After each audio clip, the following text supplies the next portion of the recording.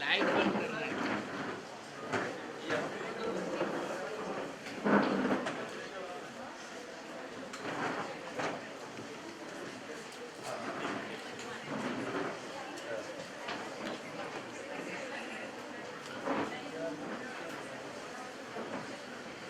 वंदों गुरुपद पदम परागा। पूरे भारतवर्ष में जिनके शिष्य हैं और आयुर्वेदिक मौलिक सिद्धांत और चिकित्सा में जिनकी ख्याति सर्वत्र है, ऐसे कार्यक्रम के अध्यक्ष पूर्व कुलपति एवं पूर्व निदेशक राष्ट्रीय आयुर्वेद संस्थान जयपुर माननीय वैद्य बनवारी लाल जी गौड़ साहब, भारतीय श्रद्धा आस्था और समर्पण का पर्व कुंभ माना जाता है और भारतवर्ष में 4 जगह पर कुंभ मनाया जाता है, उज्जैन, हरिद्वार, नासिक और प्रयाग। लेकिन जिनके नेतृत्व में साथ साथ आयुर्वेद के कुंभ का आयोजन किया गया, ऐसे वर्ल्ड आयुर्वेद कांग्रेस के माध्यम से ऐसे माननीय डॉक्टर पौराणिक जी, आयुर्वेद के विभिन्न कार्यक्रम जैसा कि अभी उपाध्याय जी ने बताया था, जिनकी डीनशिप में deans conference, vice chancellors meet और अलग अलग सेमिनार जिनके नेतृत्व में हमेशा प्राय यहाँ पर आयोजित होते रहे, ऐसे प्रोफेसर दीनानाथ उपाध्याय जी, डीन सायन आयुर्वेद महाविद्यालय डॉक्टर सातपुते जी, डॉक्टर श्याम जी, एवं इस महानगर में व्यस्ततम कार्यों में से अपना समय निकाल करके यहाँ पर उपस्थित सभी महनीय महानुभाव। जैसा कि हम सभी जानते हैं, आज स्वर्गीय पद्म भूषण वैद्य श्री राम शर्मा जी की स्मारक व्याख्यान का आयोजन किया गया है। प्रतिवर्ष इसका आयोजन किया जाता है। तो मैं विषय का प्रारंभ करने से पहले 2 शब्द कहना चाहूँगा। हमारे यहाँ कहा गया है, सर्वम खलु सच्चा सच। हर चीज को 2 भागों में बांटा गया है, या फिर वेदों में कहा गया है ततो विश्वम वक्रामस्य शनान शनि अभि। 2 प्रकार, 2 डिवीजन किए गए सभी चीजों के। आज अगर आयुर्वेद के लोगों को भी या किसी भी विधा का व्यक्ति है, उनको अगर देखा जाए तो हम सब 2 भागों में बांट सकते हैं। और 2 भाग वो होते हैं, एक वो होते हैं जिनके कारण व्यक्ति जाना जाता है। जैसे उदाहरण के रूप में हम किसी संस्था में काम करते हुए परिचय दिया जाता है तो कहा जाता है कि जामनगर से। उस व्यक्ति का नाम भले कोई जानता नहीं हो, हम जानते हैं कि जामनगर से, मैंने वो व्यक्ति उस संस्था के कारण जाना जाता है। कोई व्यक्ति अगर दूध पापेश्वर में काम करता है तो उस व्यक्ति को भले कोई नहीं जानता, उस संस्था को जरूर व्यक्ति जानता है। तो कुछ लोगों का जो परिचय होता है वो उन संस्थाओं के कारण होता है। कोई व्यक्ति प्रोडक्ट BHU का है, कोई व्यक्ति NIA जयपुर का है, कोई कहीं पे काम करता है, तो उस व्यक्ति जब भी वो बताता है कि मैं जयपुर से, तो उस व्यक्ति के बारे में भले कोई नहीं जानता, लेकिन वहाँ के जो मुख्य व्यक्ति रहे हैं उनके बारे में जरूर व्यक्ति बताता है।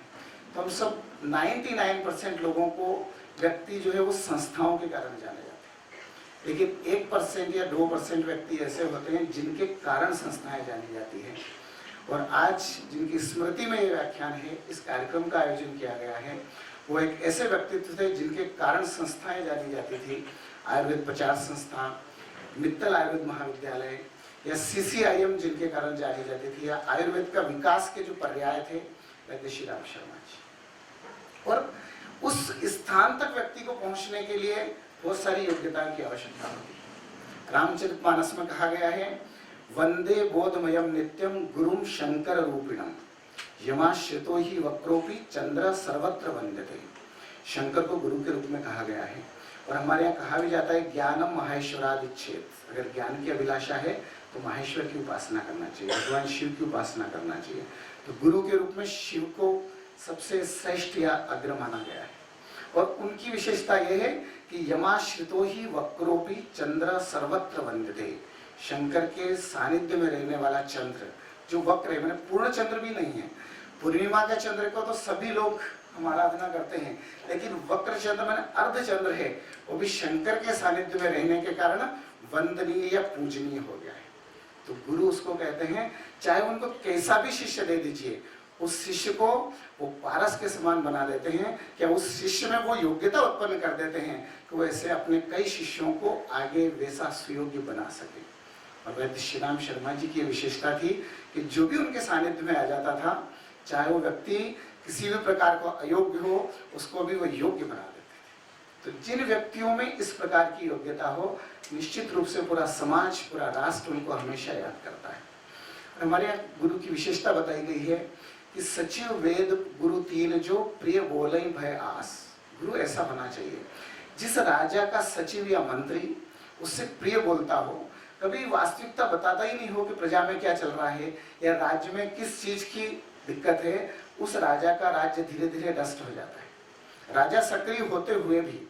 उसी प्रकार से जिस पेशेंट को उसका अगर चिकित्सक है वो उनको सही राय नहीं देता है, पथ्य पथ्य का सही ज्ञान नहीं देता है, तो चाहे पेशेंट कितना ही नियम का पालन करने वाला हो, उसकी डायबिटीज 400 के ऊपर या तो इंसुलिन डिपेंडेंट हो जाएगा, जो स्टार्टिंग से भी डॉक्टर के पास जाता है।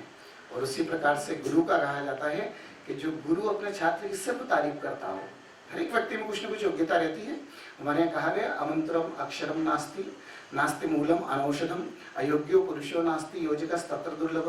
हर व्यक्ति में कुछ न कुछ क्वालिटी होती है, हर व्यक्ति में योग्यता होती है, लेकिन गुरु की यह विशेषता होती है कि उसकी योग्यता को वो पहचानता है, लेकिन उसकी योग्यता को उसके समक्ष उसकी प्रशंसा नहीं करता है।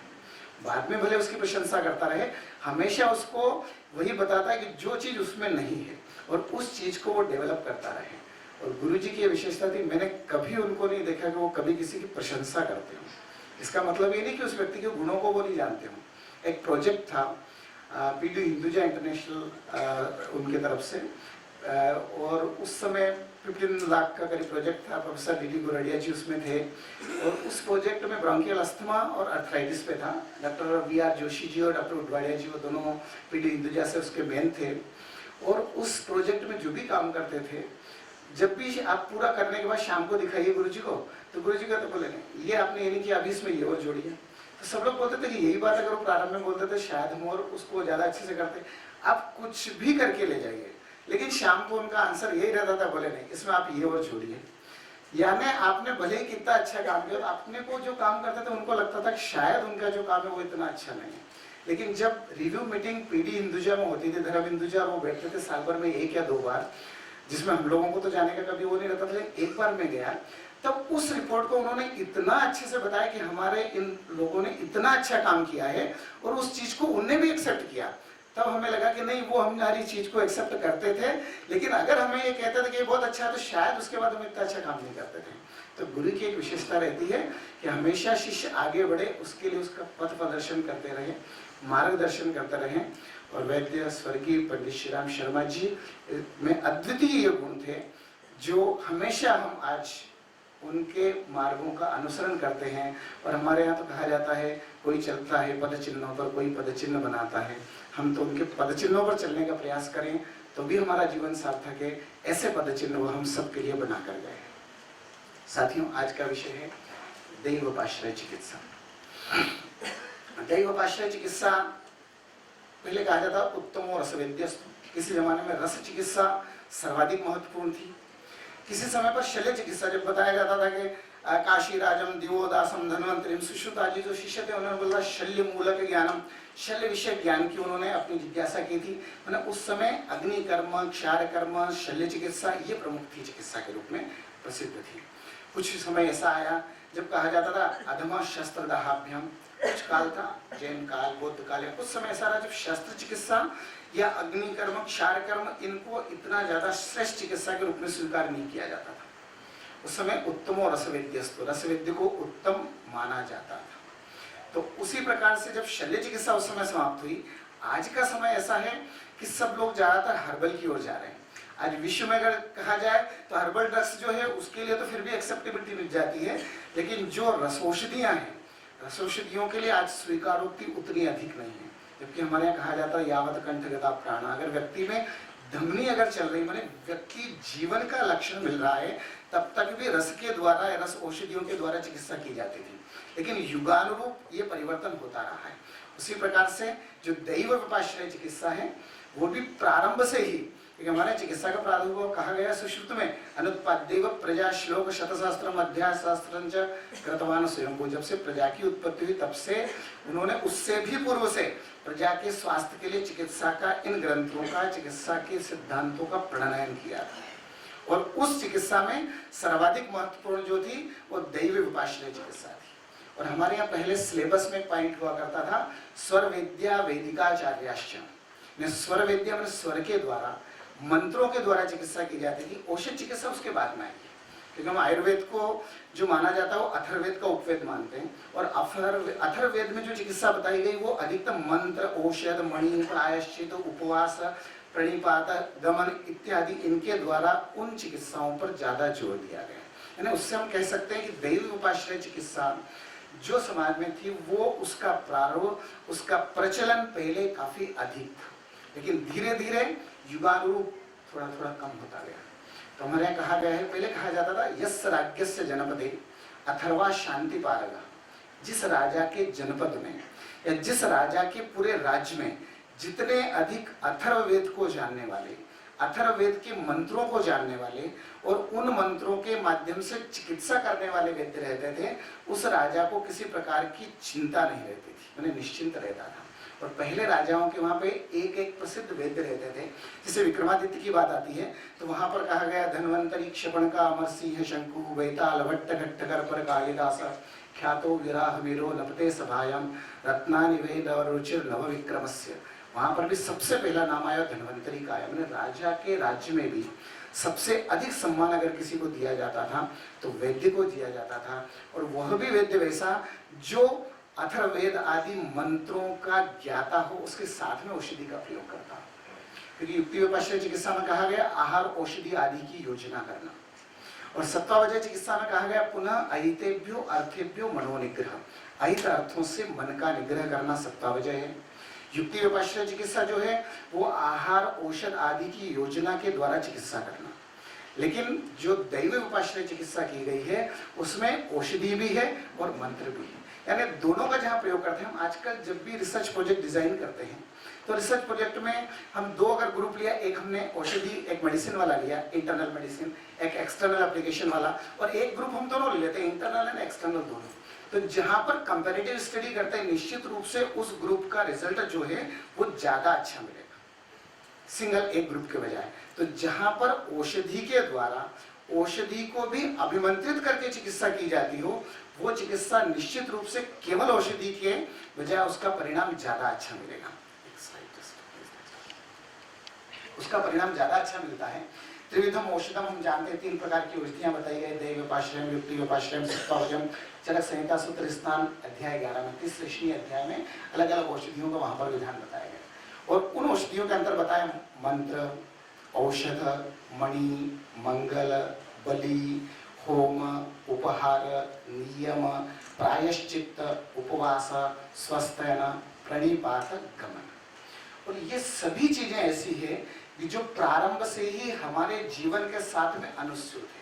जिस प्रकार से हम कहते हैं ना कि आयुर्वेद चिकित्सा पद्धति कभी समाप्त नहीं हो सकती, क्योंकि वो हमारे घर से लगा करके, मैंने चिकित्सा के लिए नहीं, हम प्रारंभ से ही जन्म से लगा करके मृत्यु तक कुछ न कुछ आयुर्वेदिक प्रकल्पों का उपयोग करते रहते हैं बिना चिकित्सक के भी।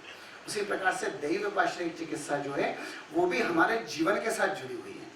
भारतीय संस्कृति में जो षोडश संस्कार बताए गए हैं, गर्भाधानम, पुंसवनम, चैव सीमंतो जातकर्म तथा नामकरणम, निष्करणम, मुंडन, वेदस्तथा, जो षोडश संस्कार बताए, अंत्येष्टि इत्यादि संस्कारा षोडशादय, जो अंत्येष्टि तक जो 16 संस्कार बताए उन सभी संस्कारों में मंत्रादि का विधान है, और भारतीय संस्कृति में प्रत्येक परिवार इन संस्कारों का अनुपालन करता है जो हमारे जीवन के साथ में जुड़े हुए हैं, चाहे वो चिकित्सा के रूप में हो, स्वास्थ्य के भी। आयुर्वेद का प्रयोजन बताया स्वस्थ स्वास्थ्य रक्षण, आतुरस्य विकार विषण। स्वस्थ की रक्षा तो तब होगी जब बिना व्याधि के भी कुछ औषधियों का प्रयोग किया जाए, मंत्र आदि का प्रयोग किया जाए। तो दैव विपाश्रय चिकित्सा में भी उसी प्रकार से स्वस्थ रहते हुए स्वस्थ का रक्षा का पालन करने के लिए मंत्र आदि का विधान बताया गया है। और द्वितीय उसमें भाग में उन्होंने बताया कि चिकित्सा अगर करना है तो वो औषध के द्वारा किस प्रकार से, मंत्र आदि के द्वारा करना। मैंने दैव विपाश्रय चिकित्सा भी दोनों ही विधाओं का वो करती है, और आयुर्वेद जहां पर चिकित्सा बताता वहां पर भी उन दोनों विधाओं को पालन करता है। जहां पर आप देखते हैं चरक संहिता रसायन अध्याय 1 में च्यवनप्राश का जहां वर्णन किया वहां पर उसके 2 प्रकार की फलश्रुति बताई। एक फलश्रुति में उन्होंने बताया कासस श्वास हरश्चैव विशेषेणोपदीक्षते क्षीणक्षतानां वृद्धानां बालानां चांगवर्धनम। औषधि के रूप में अगर हम प्रयोग करेंगे तो वो औषधि व्याधि का शमन करेगी, लेकिन उसी औषधि को कुटिल प्रावेशिक विधि से मंत्र आदि के द्वारा हम उनका पालन करते हुए, संध्या वंदन आदि करते हुए, नियम का पालन करते हुए, औषधि वही है लेकिन उसका पालन करने का हमारा वे चेंज हो गया तो उसका परिणाम चेंज हो जाता है। और उसके लिए कहा गया मेधा स्मृति कांति मनामयत्वम आयु प्रकर्षम बलविंद्रियाणाम। लभेत जीर्णे भी कुटी प्रवेशात, कुटी प्रावेशिक विधि से उन नियमों का, मंत्र आदि का पालन करते हुए हम अगर प्रयोग करते हैं तो वही औषधि परिणाम अलग देती है। यानी दैव्योपाश्रय चिकित्सा के माध्यम से जिस प्रकार से हम रसायन को भावना देकर के उसके गुणों में वृद्धि करते हैं, आमलकी रसायन में आमलकी का चूर्ण है और उसके अंदर आमलकी में अलग अलग भावना देते हुए इतनी भावना हम देते हैं कि उसके गुणों का उत्कर्ष होता जाता है। ठीक उसी प्रकार से जो औषधियां हैं, उन औषधियों के गुणों का उत्कर्ष मंत्र आदि के माध्यम से होता है। तो दैव्योपाश्रय चिकित्सा एक वह चिकित्सा है जिसके द्वारा हम सामान्य औषधियों के भी अच्छे परिणाम ले सकते हैं। यानी जिन औषधियों का हम नित्य प्रति प्रयोग करते हैं, उन औषधियों का अगर हमको परिणाम जो है और अधिक अच्छा परिणाम लेना है तो उसके माध्यम से हम दैव्योपाश्रय चिकित्सा का प्रयोग कर सकते हैं। लेकिन देखिए, चिकित्सा तो तभी परिणाम देगी जब हम सिद्धांत का पालन करें। जैसे न्याय की बात हुई थी, एक जगह बताया गया है कि तदेव युक्तम वैषज्यम यद आरोग्याय कल्पते, चरक संहिता सूत्र स्थान अध्याय 1 में, और सचैव विषजाम श्रेष्ठो रोगेभ्य यः प्रमोचेत्। उत्तम औषधि वही है जो सचैव विषजाम श्रेष्ठो रोगेभ्य प्रमोचेत्, चिकित्सक वही श्रेष्ठ है जो रोग से मुक्ति दिलाए, और औषधि वही है जो एक बार अगर पेशेंट आया, आपने आज मेडिसिन दी, नेक्स्ट वीक आया तो आपको कहे कि हाँ इतना परसेंट, मतलब कुछ उसको रिलीफ मिला व्याधि के मान से। और चिकित्सक वही है कि सही डायग्नोसिस किया हो, सही मेडिसिन का उसने सिलेक्शन किया हो। तो वहां पर तभी परिणाम मिलेगा जब आपने सिद्धांत का पालन किया हो। गुणाक्षर न्याय से इसका वर्णन किया जाता है। एक कीट होता है, वुड कटर जो रहता है, उससे कभी कभी देवयोग से कुछ अक्षर की आकृति बन जाती है। न तो उसका प्रयोजन अक्षर की आकृति करना है, न उसको अक्षर की आकृति बनाना आती है। लेकिन अगर ए लिखना है तो इस डायरेक्शन में ही उसने अगर कट किया है तो ए की आकृति दिखाई देगी। तो चिकित्सा का परिणाम भी तब मिलेगा कि अगर देव योग से भी आपके द्वारा सिद्धांत का पालन हुआ है तभी परिणाम मिलेगा, अन्यथा नहीं मिल सकता है। तो दैव्योपाश्रय चिकित्सा से भी चिकित्सा का परिणाम तभी मिलेगा जब सिद्धांतों का आपने परिपालन किया। और सिद्धांतों के बारे में हम जब वर्णन करते हैं तो सामान्यं च विशेषं च गुणान् द्रव्याणि कर्म च समवायं च तंज्ञात्वा तंत्रोक्तम विधिमास्थिता इत्युक्तम कारणम कार्यम धातु साम्यम विहोच्यते। तो कारण जो भी हो, चिकित्सा का परिणाम तब मिलेगा जब धातु साम्य उत्पन्न होता। अगर धातु साम्य नहीं हो, चाहे वो मंत्र के माध्यम से हुआ हो, औषधि के माध्यम से हुआ हो, पंचकर्म के माध्यम से, कोई भी विधा का आपने पालन किया हो, लेकिन कारण के रूप में वो है और कार्य के रूप में धातु साम्यता जब उत्पन्न होगी तो ही चिकित्सा का परिणाम सामने दिखाई देगा। और दैव्योपाश्रय चिकित्सा के द्वारा धातु साम्य उत्पन्न होता है। अगर ये सामने दिखाई देगा तो ही व्यक्ति स्वीकार कर सकता है कि हाँ, दैव्योपाश्रय चिकित्सा का प्रयोग किया जा सकता है। और हमारे यहाँ तो यहाँ तक कहा गया है विपरीत गुणेर्देश विशेष का जहाँ पर प्रयोग किया गया। विशेष भी दो प्रकार के बताए, कि विरुद्ध विशेष और एक अविरुद्ध विशेष। और हम प्रायः जो चिकित्सा करते हैं वो विरुद्ध विशेष के द्वारा करते हैं। और इसीलिए कहा गया विपरीत गुणेर्देशे मात्रा कालोपपादिते भेषजै विनिवर्तन्ते विकारा साध्य सम्मता। जो साध्य विकार है, साध्य विकार तो समाप्त होंगे भी नहीं, लेकिन जो साध्य विकार बताए गए उन साध्य विकारों की चिकित्सा कब संभव है? विपरीत गुणेर्देशे, विपरीत गुणों का प्रयोग किया, मात्रा कालोपपादिते भेषजैर विनिवर्तन्ते, या फिर विपरीत आदि जो गुण आदि वात आदि के जो बताए हैं उनके जो गुण बताए उनसे भी वही बताया। प्रथमाद्यामार्तमनंती जो सामान्य और विशेष का सिद्धांत भी वहां पर बताया गया है कि समान से वृद्धि होगी और जो विपरीत है वो ह्रास करेगा। तो दैव्योपाश्रय चिकित्सा भी चिकित्सा का परिणाम तभी देगी जब इसका परिणाम विरुद्ध विशेष वाला होगा। और विरुद्ध विशेष के लिए उन्होंने बताया देवाः, जब मीनिंग बताया उन्होंने, देवाः सुराः सूर्योनश्च, देव शब्द से देवता, सुर या उनकी योनि के जो भी व्यक्ति उनको माना जाता है, या फिर कहा जाता है देवम अदृष्टम, जो दिखाई नहीं देता उसको देव कहा गया। और तद व्यपाश्रय, उसके से संबंधित, उनसे रिलेटेड जो चिकित्सा है वो दैव्योपाश्रय चिकित्सा है। और उसका जो बताया गया वहां पर कि यद अदृष्ट जननेन व्याधि प्रत्यनीकम मंत्रादि, व्याधि प्रत्यनीकम, व्याधि माने जो अपन जिसको कहते हैं, प्रत्यनीकम माने विपरीत, जो व्याधि के विपरीत कार्य करते हैं, व्याधि को शमन का वो मंत्रादि जो कहलाते हैं वो दैव्योपाश्रय चिकित्सा है। जब हम युक्ति व्यापाश्रय चिकित्सा में विशेष के द्वारा विरुद्ध विशेष से चिकित्सा करते हैं विपरीत गुणेर्देशे, उसी प्रकार से मंत्र आदि का भी जो प्रयोग किया गया है, तो मंत्र आदि की जो फलश्रुति है या मंत्र आदि का जो मोडापेक्षण है उसको अगर हम देखें तो वहां पर व्याधि प्रत्यनीकम मंत्र आदि भी जो व्याधि के विपरीत गुणधर्म वाले हैं, इसके कारण उनका परिणाम आता है। जहां पर हम पंचकर्म की चिकित्सा देखते हैं, पंचकर्म का मोडापेक्षण देखते हैं तो वहां पर कहा गया तत्र उष्ण तीक्ष्ण सूक्ष्म विवाही विकासिन औषधानी स्ववीर्येण हृदय मुपेत धमनी अनुसृत्य केवलम। तो वहां पर जो उन्होंने बताया सूक्ष्म विवाही विकासी आदि गुण, और इन गुणों के द्वारा उसके विपरीत जो उनके लक्षण है उन लक्षणों का वो हृदय करता है। तो उसी प्रकार से जो यहाँ पर यत अदृष्ट जननेन व्याधि प्रत्यनीकम मंत्रादि, मंत्रादि को व्याधि के प्रत्यनीक माना है। मैंने जिस प्रकार से युक्ति व्यपाश्रय में हम कह सकते हैं कि विशेष में विरुद्ध विशेष है, उसी प्रकार का परिणाम जो है मंत्र आदि का व्याधि के लिए रहता है, इसलिए वो कार्य करते हैं। यहाँ पर क्या है, यदि वा देव शब्देन देवा उच्यन्ते, तानिश्य देव शब्द से अगर देवताओं को माना जाए तो उससे भी उनके आश्रित जो चिकित्सा है उनके द्वारा जो उपकार किया जाता है वो चिकित्सा जो है दैव व्यपाश्रय के अंतर्गत मानी जाती है। विशेषण आश्रयम व्यपाश्रयम है। एक बात और बताइए कि कुछ चीजें ऐसी होती है कि हम औषधियों का प्रयोग करते हैं वो जठराग्नि के संयोग के पाचन के बाद में परिणाम देती है। अब मंत्र आदि का जब प्रयोग किया जाता है तो वहां पर तो जठराग्नि का संयोग नहीं होगा, क्योंकि आयुर्वेद की चिकित्सा का एक ही बताइए कि चिकित्सा के लिए कहा जाता है चरकस्तु चिकित्सिते। सुश्रुत को तो शल्य चिकित्सा के लिए बताया, लेकिन औषध चिकित्सा के लिए अगर प्रमुख ग्रंथ बताया गया है तो बताया गया है चरकस्तु चिकित्सिते।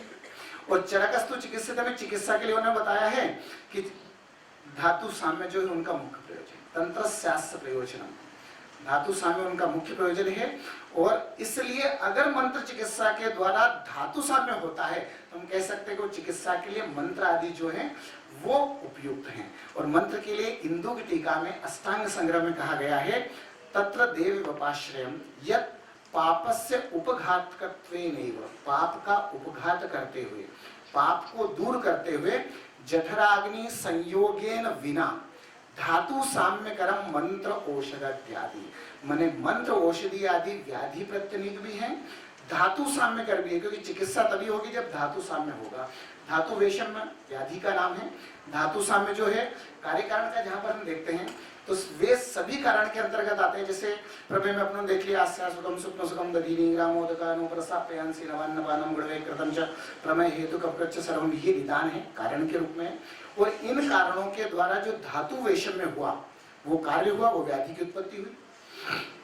और जब हम चिकित्सा के रूप में चाहे कोई भी व्याधि हो, अगर आम बात में अपने लिया लंघनम स्वेदनम तिक्तम दीपनानि कटुंच विरेचनम स्नेहपानम वस्तय श्याम मारुते वृक्ष स्वेदो विधातव्यो वालुका पोटलेस तथा आम गाता विभूताय पीड़िताय विपासया पंचकोलेन संसिद्धम पानीयम हितमुच्यते, इस चिकित्सा सूत्र का पालन करते हुए जब हम धातु साम्य करते हैं तब व्याधि का शमन होता है। माने जो भी चिकित्सा सूत्र बताए हैं वो वैषम्य को साम्य में लाता है।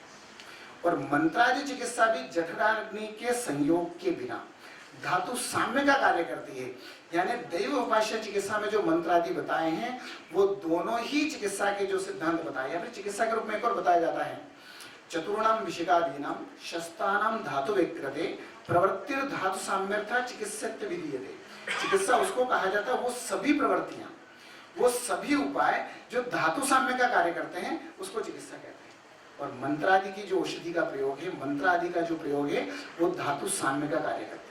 आज सबसे ज्यादा अगर किसी चीज का प्रयोग किया जाता है तो डिप्रेशन में, इंसोम्निया में या चित्तोद्वेग में, इसमें शिव संकल्प सूत्र का प्रयोग किया जाता है।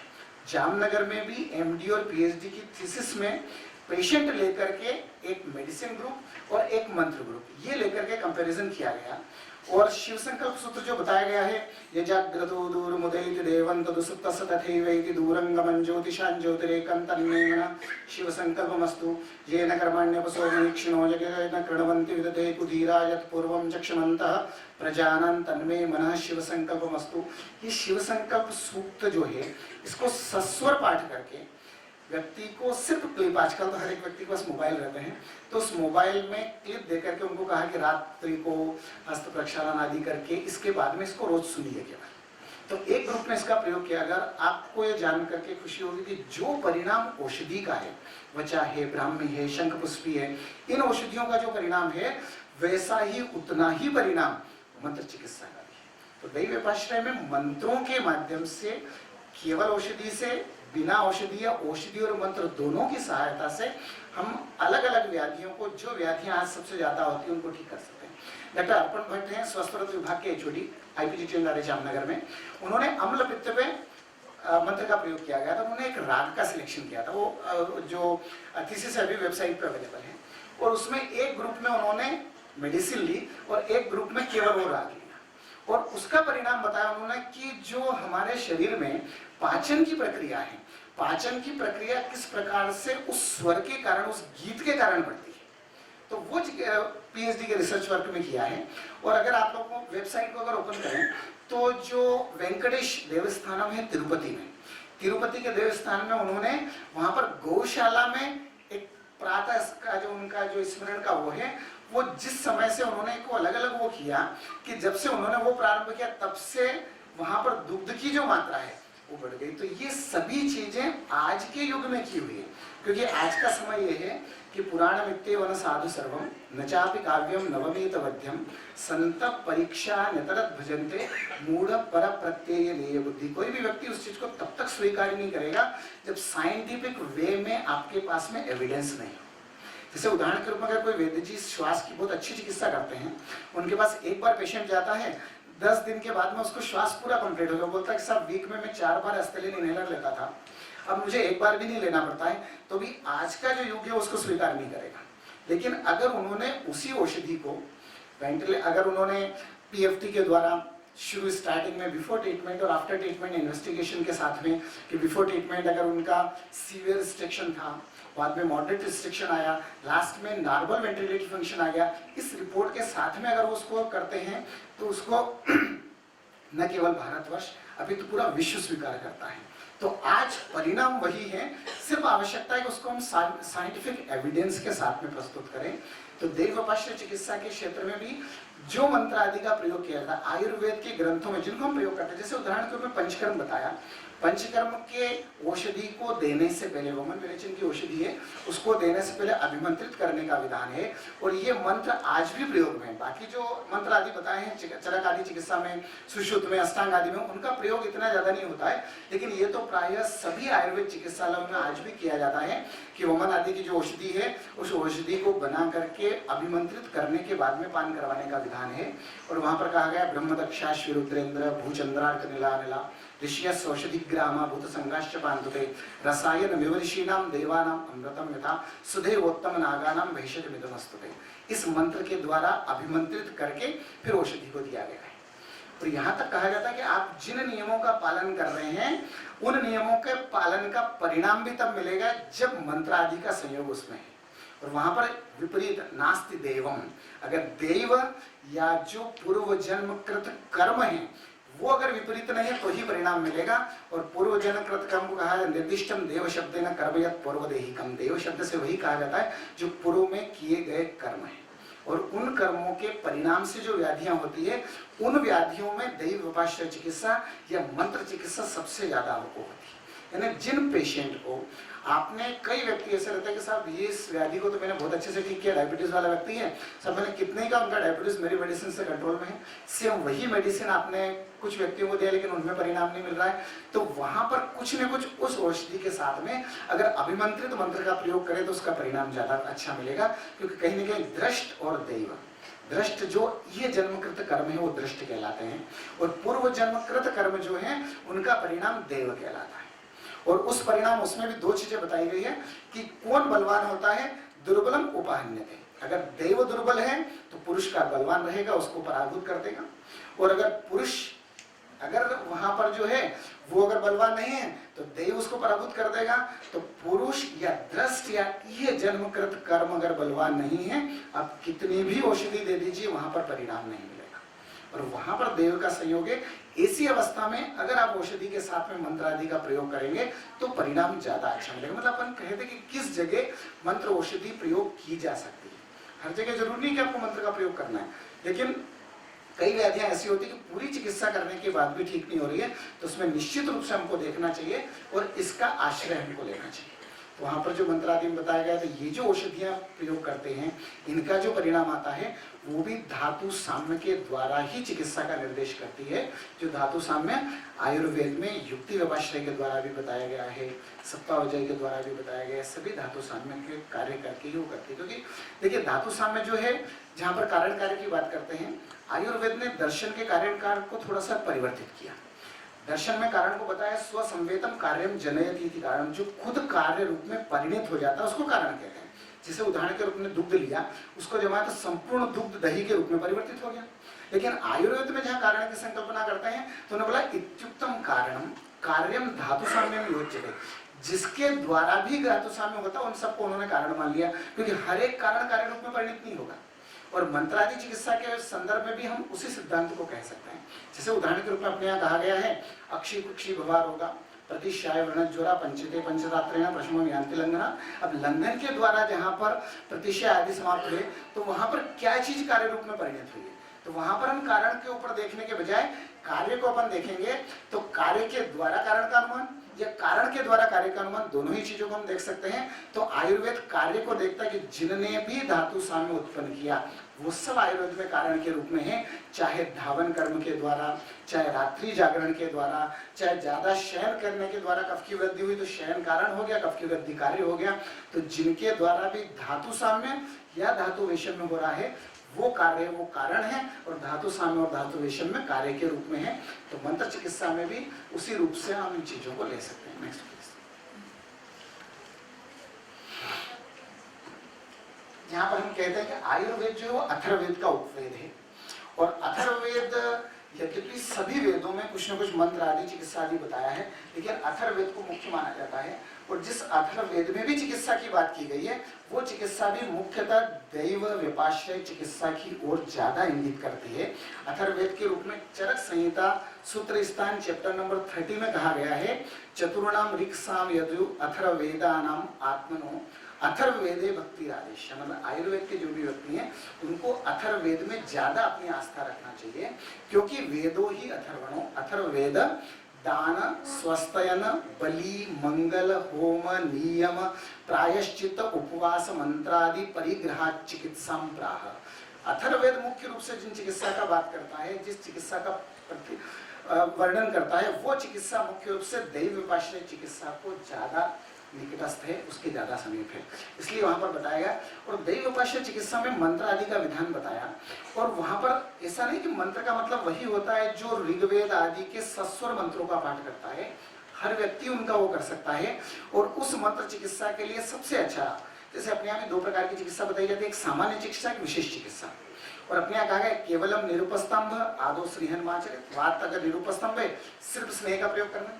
और जहां पर फिर उसके बाद में व्याधि बताई नानात्मक विकारों में, फिर उसमें विशेष चिकित्सा के रूप में अलग अलग चिकित्सा सूत्र बता दिए। उसी प्रकार से दैव उपाश्रय चिकित्सा में भी सामान्य चिकित्सा के रूप में अगर हमको दैव उपाश्रय चिकित्सा करना है तो उसके रूप में यहाँ पर बताया गया चरक संहिता चिकित्सा स्थान चैप्टर नंबर 3 में।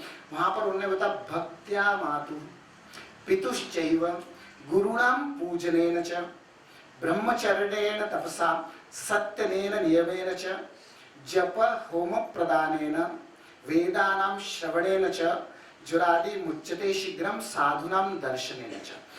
ज्वराद विमुच्यते से कुछ लोग बोलते हैं सिर्फ ज्वर के लिए, और कुछ बोलते हैं ज्वरादि मुच्यते, ज्वरादि जितनी भी व्याधियां हैं अगर इस प्रकार से आप माता का, पिता का, गुरु का उनका सम्मान करते हैं तो ये भी एक प्रकार से दैव उपाश्रय चिकित्सा है। और इस चिकित्सा के सामान्य सूत्र के माध्यम से हम औषधि का प्रयोग करते हुए व्यक्ति को अगर ये कहा जाए, अन्यथा हम जो कहा था ना प्रातःकाल उठ के रघुनाथा माता पिता गुरु ना वही माता, मर्यादा पुरुषोत्तम श्री राम जहाँ रामचरित मानस में कहा गया वो तो स्वयं ईश्वर के अवतार थे, फिर उनको इन मर्यादाओं को परिपालन करने की आवश्यकता नहीं थी। उन्होंने इसी प्रकार की मर्यादाओं को पालन करते हुए हम सबका मार्गदर्शन किया कि किस प्रकार से व्यक्ति स्वस्थ रह सकता है। तो इस प्रकार से हम सामान्य सिद्धांत के रूप में इनको मान करके भी जीवन में उतार सकते हैं और चिकित्सा आदि कर सकते हैं। निर्दिष्टम देव शब्देन कर्म यत् पूर्वदेहिकम, पूर्वदेहिक कर्म को देव के रूप में कहा जाता है। और इस देव पुरुष की चिकित्सा का जो मुख्य सिद्धांत है देवम पुरुषकारेण दुर्बलम ही उपहन्यते। देव और पुरुष जो पूर्व जन्मकृत कर्म है और ई जन्मकृत कर्म है। हमारे यहाँ बताया गया हीन मिथ्याति मात्र का सम्यक योगश्च विज्ञेय रोगारोग्य के कारण। इंद्रियों का हीन योग मिथ्या योग या अति योग व्याधि का कारण है। और इसलिए योग दर्शन पूरा बोलता है योग चित्तवृत्ति निरोध, चित्त का मन का निग्रह कर लिया तो मन जिन इंद्रियों का कंट्रोल करता है उनका भी निग्रह हो जाता है। और उनका निग्रह होने पर वहां पर यही बताया गया है कि विषय का अति योग हीन योग या मिथ्या योग नहीं होगा। हीन योग मिथ्या योग ही व्याधि के कारण है। और यहाँ पर यह बताया गया है कि देव और पुरुष इन दोनों में जिनके द्वारा जिस प्रकार के कर्म किए गए हैं, अगर जहां पर देव और पुरुष दोनों बलवान हैं मीन्स दृष्ट और देव दोनों ही सकारात्मक रूप में बलवान है, वहां पर व्यक्ति को किसी प्रकार की व्याधि नहीं होगी। यानी शतवर्ष तक जो बताया गया हमारे शतवर्ष का जो आयु का प्रमाण बताया गया है, उस प्रमाण तक व्यक्ति स्वस्थ रह सकता है। शरत सहस्त्राणी, शरत सहस्त्र जो है मैंने 300 जो 100 ईयर्स तक की आयु है, वहां तक व्यक्ति स्वस्थ रह सकता है अगर दोनों ही बलवान है सकारात्मक। लेकिन अगर दोनों ही नकारात्मक बलवान है, देव भी और दृष्टि में पूर्व जन्मकृत कर्म भी बलवान है लेकिन सकारात्मक नहीं है, और ये जन्मकृत कर्म जो इंद्रिय आदि का हीन योग, मिथ्या योग और अति योग है, कर्म से अभिप्राय हम यहाँ पर ये लेंगे।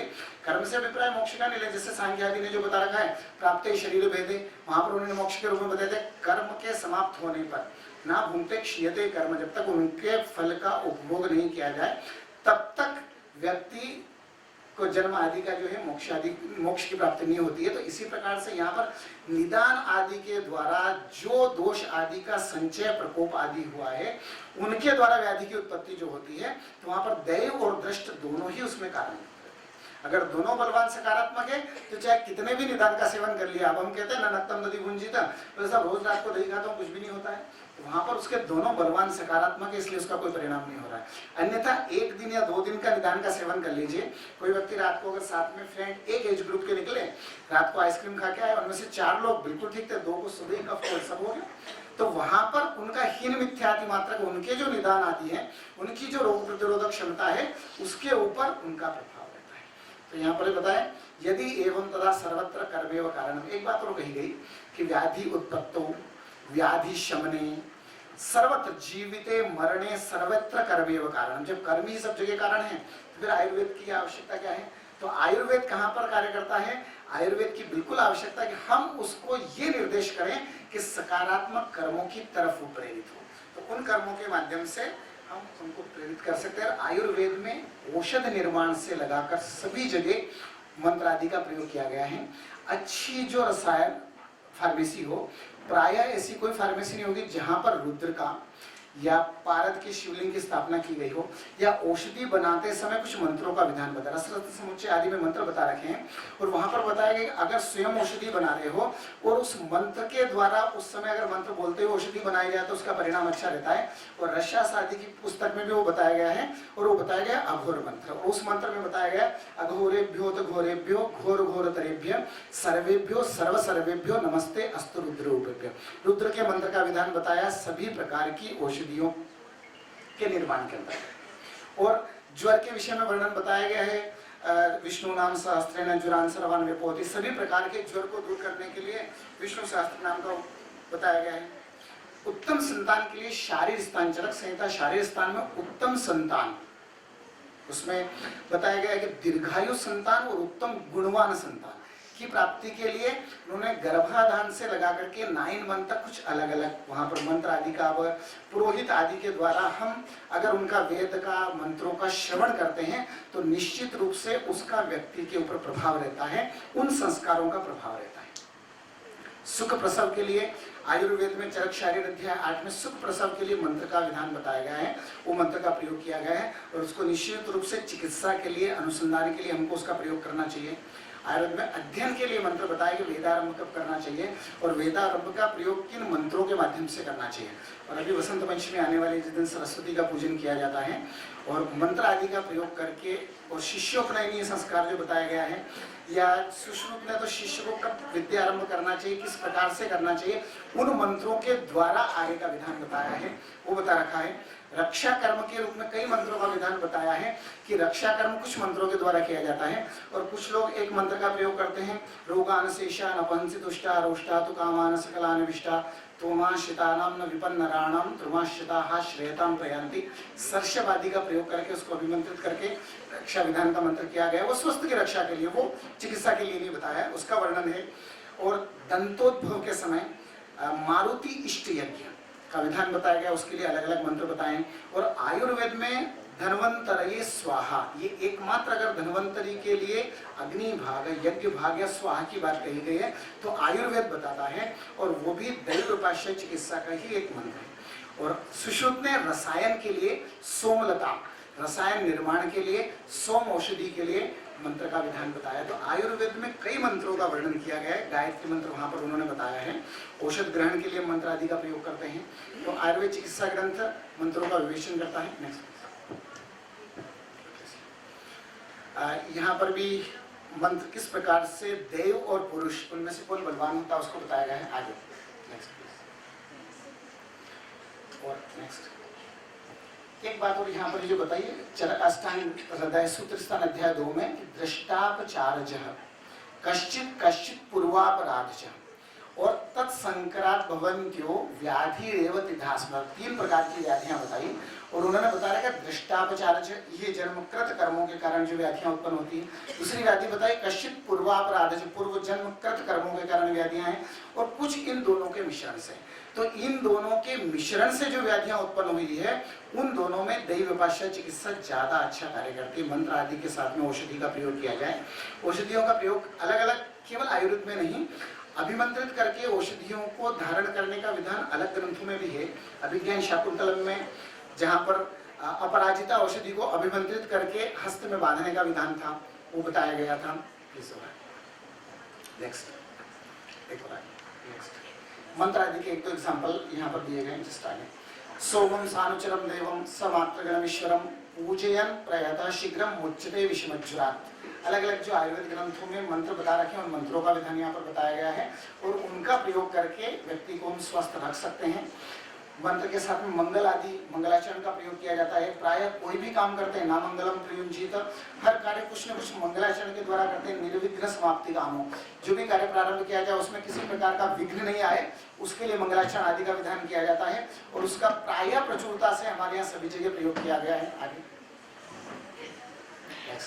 उन्माद आदि में मंत्र बताया गया। विष आदि में मंत्रारिष्ट प्रयोगाश्च, इनका प्रयोग बताया। विष चिकित्सा में आज भी विष में मंत्र आदि का प्रयोग किया जाता है। और आगे स्नान आदि में मंत्र बताया गया है। भोजन आदि में मंत्र बताए गए हैं। यहाँ पर भी मंत्र का विधान किया। अध्ययन के लिए मंत्र बताया गया चरक संहिता विमान स्थान में।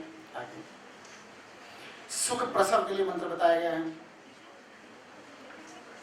सुख प्रसव के लिए 54 मंत्र का उदाहरण किया गया। क्षिपि निक्षिप मंत्र प्रमय मुंच मुंच स्वाहा विशेष रत्नावली में एक मंत्र का विधान किया गया है। आगे रक्षा कर्म के रूप में मंत्र बताया गया है। आगे मणि आदि का धारण, रत्न आदि का रसशास्त्र में जहाँ बताया वेदोरी मुक्ता जो बताया गया काक्षंच पुष्पम विदुरंच नीलम गोमेद कंचात क्रमेण रत्नानि नवग्रहणम, नवग्रह के मान से अलग अलग रत्नों का विधान बताया गया है। और हम इसका प्रयोग कई ज्योतिषी से पूछ करके अलग अलग रत्न आदि का धारण करते हैं, और उनका प्रभाव भी हम सब देखते हैं। हमारे यहाँ बताया गया रक्तपित्त में बताया गया वेदोरी मुक्ता मणिदेरिकाणम मच्छंग हेमा मल्पोदकानम पानाक्षमम गच्छति रक्तपित्तम, वहाँ मणि आदि का प्रयोग रक्तपित्त आदि के शमन में भी बताया गया। एक प्रीवियस स्लाइड जैसे यहाँ पर भी अलग अलग बताया। ग्रीष्म ऋतु, यहाँ पर मुक्ता मणि का वर्णन बताया। रक्तपित्त की चिकित्सा में बताया, तृष्णा की चिकित्सा में बताया है, विष चिकित्सा में बताया, मदात्त चिकित्सा में बताया गया है। तो इस प्रकार से मणि आदि का धारण, मणि और औषधि, औषधि में जहाँ पर यह बताया गया, जहाँ पर चरक संहिता चिकित्सा स्थान में बताया चिकित्सितम व्याधिहरम पथ्यम साधनम औषधम प्रायश्चित प्रशमनम प्रकृति स्थापनम इदम विद्यात् भेषज नामानि। प्रायश्चित आदि इन सबको भेषज का नाम दिया गया है, और भेषज उसको बोलते हैं भेषजम रोग भयम जयति, जो रोग के भय को दूर करे उसको भेषज कहते हैं। तो मणि आदि ये जो बताए गए हैं इन सब के द्वारा रोग का भय दूर होता है या रोग दूर होता है, इसलिए इनको चिकित्सा के रूप में प्रयोग किया गया है।